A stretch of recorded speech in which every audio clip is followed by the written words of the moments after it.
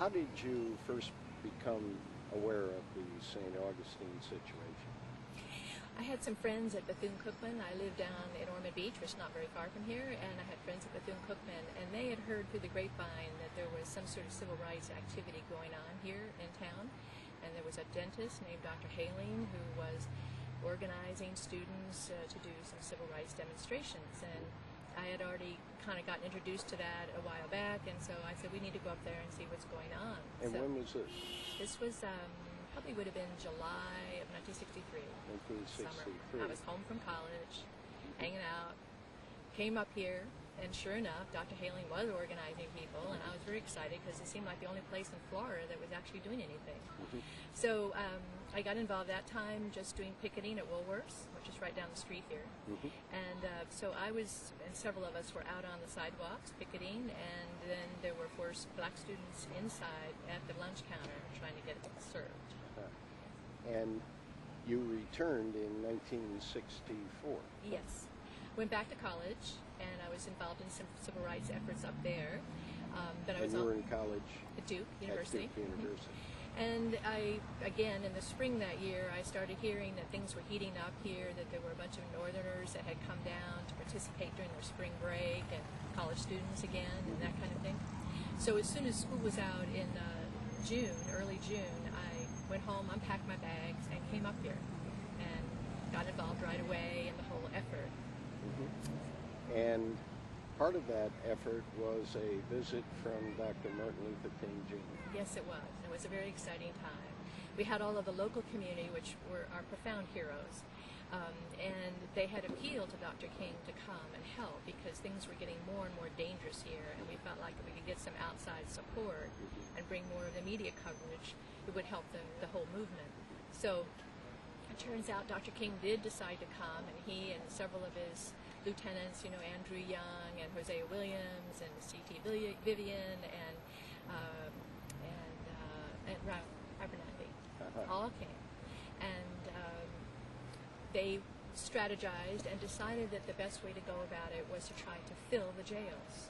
And that would bring national attention, hopefully, and it would help with the passage of the Civil Rights Bill, which was being debated in the Congress at that time.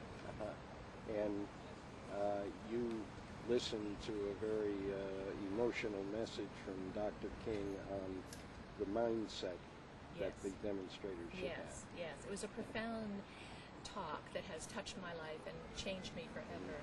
And his basic message to us was, I'm going to ask you to go out and march, but I don't want you to go unless you have love in your heart. He said to us, I want you to march, I'd like you to go to jail, but if you can't see these people who are angry and violent and upset, you can't see the Klansmen and you can't see the deputies as people who are your brothers and sisters, then don't go. And you were a college student. Yes. At what age? 19. And you were surprised and honored to get a call from Dr. King to visit with you. Yes. We went on the march that night, and I had volunteered, and the next day I got a message that he wanted to speak with me. So I was very excited and surprised and honored, and sat with him for a few moments, and he chatted with me. He was very kind, very respectful. He wanted to know about myself and my family and where I went to school. He thanked me for coming and being there. And then he asked me if I'd be willing to go with him to a sit-in the next day and possibly jail. And I said, yes, of course, I would love to. And that next day? The next day, well, there were 5 of us, Reverend Abernathy, Dr. King, and Clyde, and one other white man from the north, and myself. And we drove over to Monson's Lodge to have lunch. And Mr. Brock was standing on the steps of his restaurant. And of course the media had been alerted, so the parking lot was full of media and police. And so we barely had time to get from the car to the steps and asked to go in. And of course he said, no, we're not going to serve you. And you need to leave or you're trespassing on my property. And so we were arrested and went to jail. And the jail at that time was what is today's annex to the county jail out on US 1. Yes. And even that was segregated. Absolutely.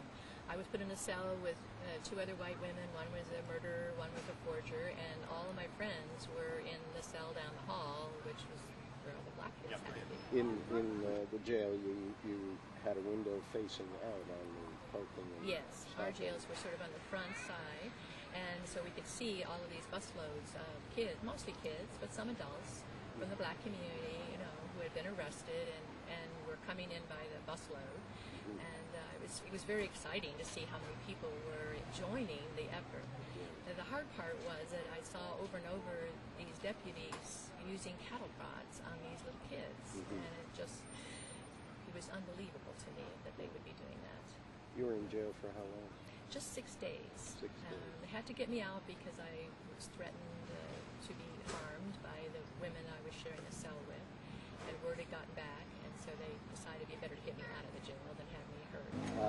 And less than a month later, yes, actually it was July 2nd. 2nd. It was not a month.